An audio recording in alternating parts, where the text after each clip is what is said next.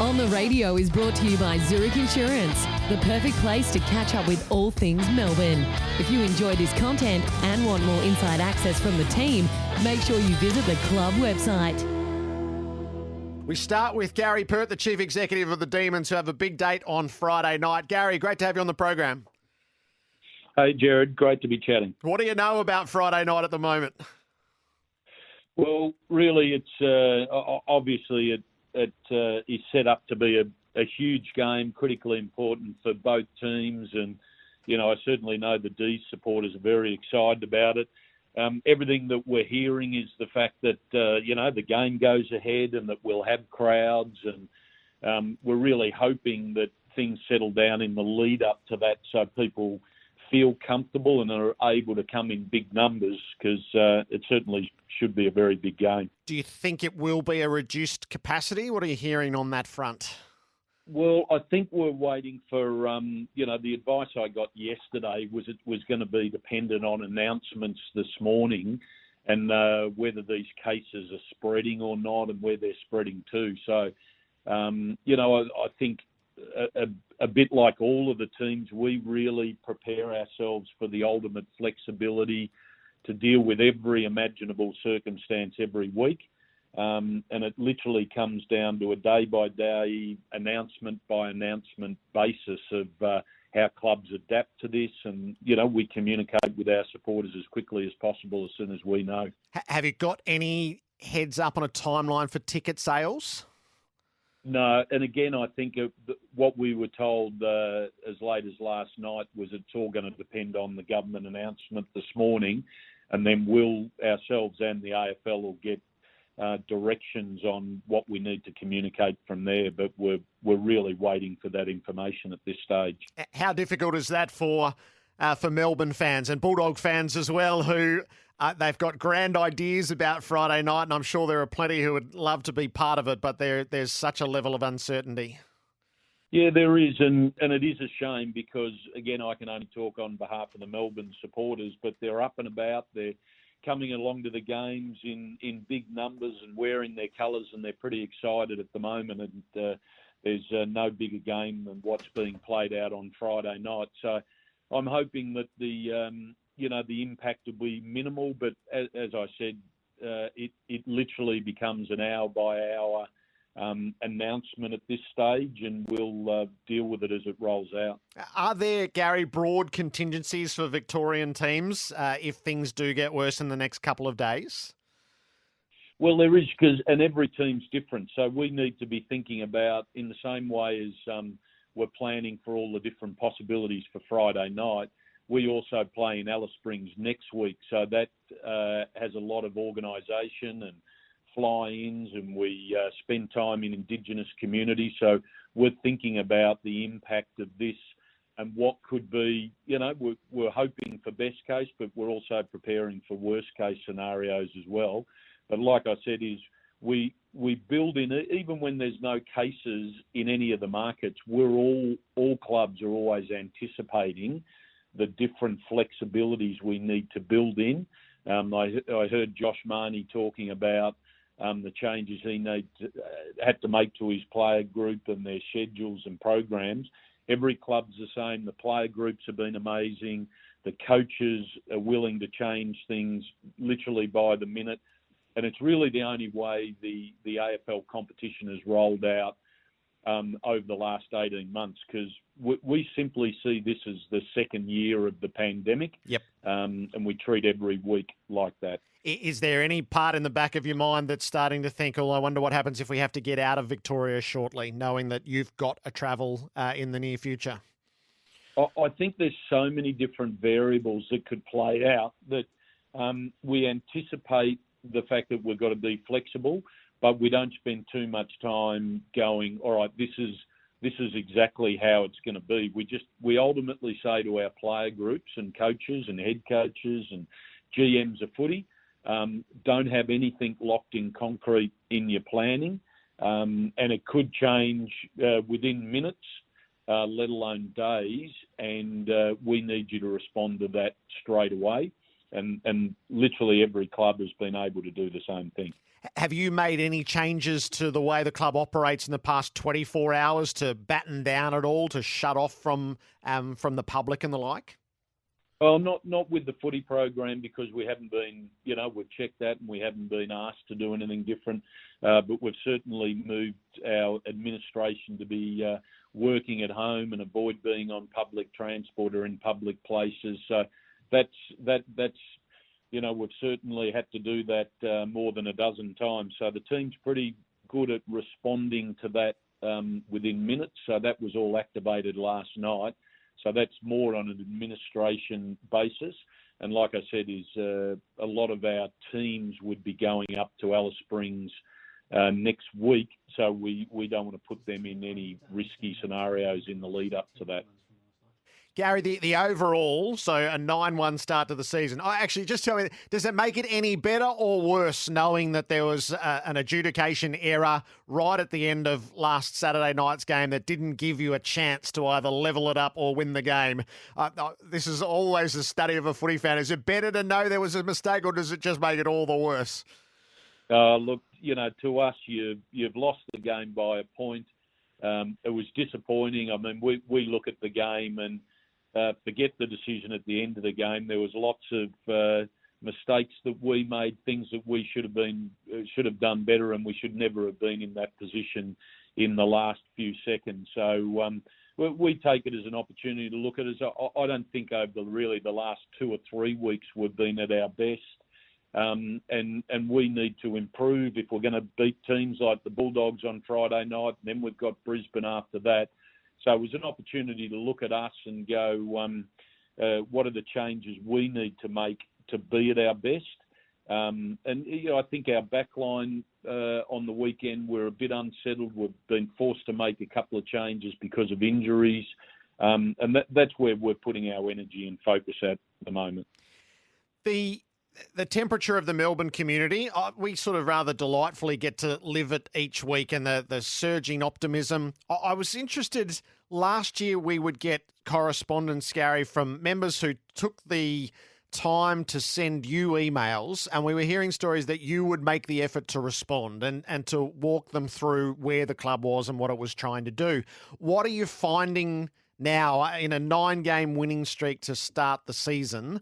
Do you get the same level of correspondence of gratitude as you do in complaint?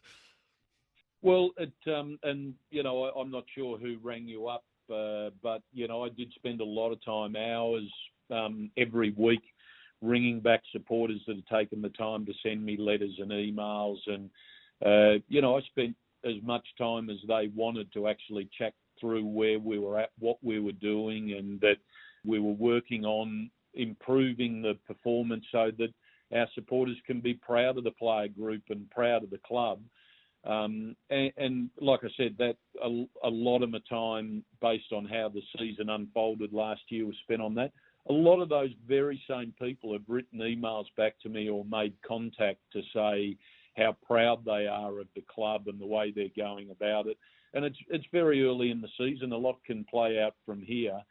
But the overwhelming feeling of Melbourne people, and they're always a little bit anxious, they've all got stories of the last 20 or 30 or 40 years of how we've, had good times followed by disappointment. And we just want all our supporters to be excited, to be proud of the club. And we think we've got a player group and a program at the moment that's really disciplined. I think it's got great player leadership at the moment. It does feel different. What's it done for business to start a season so well? Well, commercially, we've been very strong. Like we'll kick over 50,000 members, which is only the second time in the club's history. And over the next few weeks, we'll break our all-time membership record, and that's fantastic. And so many people again are sending in emails saying they've come back to the club after years of not wanting to be a member. And, we love to see that. Probably the most exciting thing for me is to see so many young members signing up as well. And, supporters that have gone, I'm not really quite sure where the club at, but now in that young bracket, because we haven't won a premiership for over 50 years, we really do have a like a hole in our membership base at that younger end. So we're trying to do a lot of work to have that generational support of the grandparents, the parents and the kids all being Mad D supporter, and we're starting to see that. And from a sponsorship, commercial partnerships point of view, we've sold all our sponsorships and we're creating some new ones at the moment because the support and loyalty of our commercial partners, not only while we're going well, but they were amazing last year during the pandemic, sticking with us, helping us ride through the year. So it's all in pretty good shape at the moment. Do you feel a sense of validation, Gary, in the vision for the club and the progress that you were sure was going to be made that wasn't entirely evident last year has materialised, and the counselling that you're essentially offering has proven to be true? Oh, look, I just think there's just so many good people here that have just been working so hard. And while we might sort of go look at the results over the last 9 weeks, a lot of that work, whether it's been Darren Burgess coming on board and building up the fitness and strength levels of the players over the last couple of years, as you know, because I spoke to you about the fact we did a review at the end of last year, because everyone, including the players and coaches, were, sick and tired of the inconsistency and wanted to get in behind what was going to put us back up in the mix. We're at the top of the ladder, able to compete with the best teams in the competition.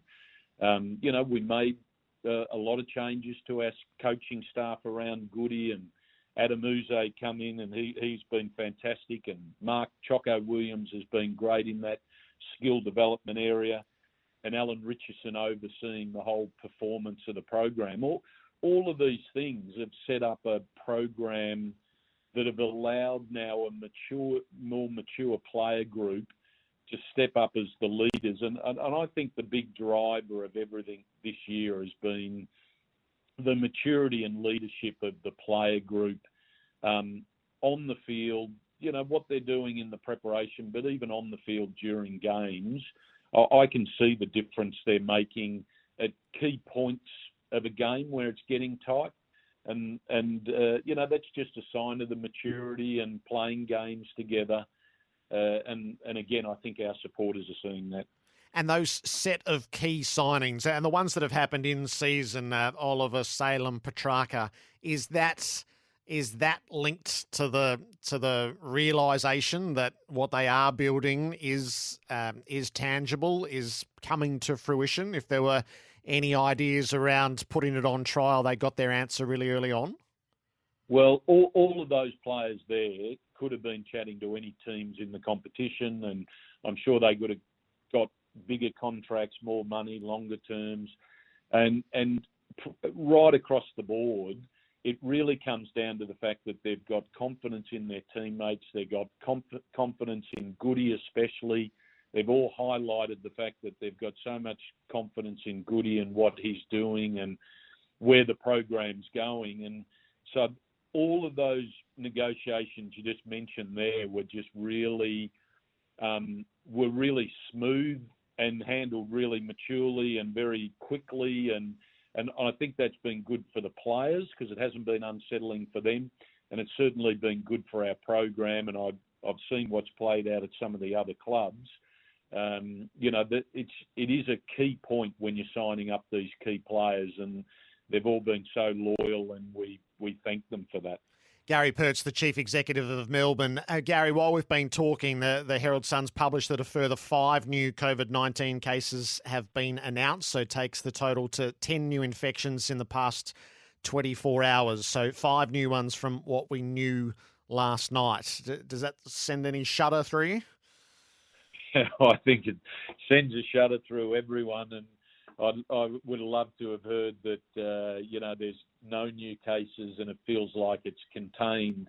But right at the moment, it does feel like we're going to get 2 or 3 more announcements like that. And again, we're just going to have to be set to be able to cater for whatever the state government comes up with and just move as the day unfolds on that. So that's disappointing news. Gary, you were part of the Chief Executives Conference yesterday. Did it give you a clear picture of the finances of the AFL industry over the next couple of years? It certainly gave me a picture of the financial position of the AFL and also the clubs, and the challenge that we've got right at the moment, because of the exact conversation we're having right at the moment, you and I right now, in terms of the financial impact of the pandemic last year really smashed the industry and the clubs, and we're starting to get crowds back, but in light of what's happening right at the moment, we can forecast what we want, but if all of a sudden we're going to have a period where we're having reduced crowds or no crowds or even having to change around the fixture, these are all things that are going to throw the industry even further. So there was no easy answers come out of the conference yesterday. There was a lot of really good discussion and debate because different clubs are in a different position to come at this from different directions. So it was a good conversation, but no easy outcomes. And there was a real clear understanding that we're not through the pandemic, and the pandemic will continue to have a massive financial impact on the industry. In all of that, Gary, how intense is the debate around the soft cap and the desires? I take it there are three groups. There's the clubs, probably the well-resourced clubs who would like far more, a middle group who would like a mild increase, and a group who just want things to stay as they are now. Yeah, and that's exactly right, Gerard. So you can put the clubs into those categories. But it's the most mature conversations I've ever seen the AFL and the clubs having, and there's a real respect for the dynamics that everyone's dealing with. Some clubs are in a stronger financial position. They have much better stadium deals that mean they're less susceptible to just whether you're winning and losing each week. You've got clubs that have been near the top of the ladder for a long period of time and some that have been down near the bottom. So we're not dealing with three different types of apples. We're dealing with an apple and an orange and a banana and trying to make it work for them all. I think there's a real understanding from every club CEO and from the AFL that we've got to come up with solutions that work for everyone, because the rich clubs getting richer and the smaller clubs just taking on more debt is just a formula for disaster long term. Where do you sit in the soft cap? Would you like to see some level of increase? I think right across the board, there's no doubt that the majority of clubs would like to see an increase in the soft cap just to make it more workable for the staff. But there's also a real appreciation that as we increase the soft cap, the cost to the industry has to be factored in. And when you have an industry where the AFL and probably half the clubs are either going to make a loss or break even, you've actually got to decide whether now is the timing to do it and can the industry afford it. So, this is what a lot of the debate was about, and the debate will continue because there was no easy answer on it. Gary, it's great to talk, particularly timely. Hopefully we're all together on Friday night to see the Dogs and the D's. Great. Thanks, Gerard.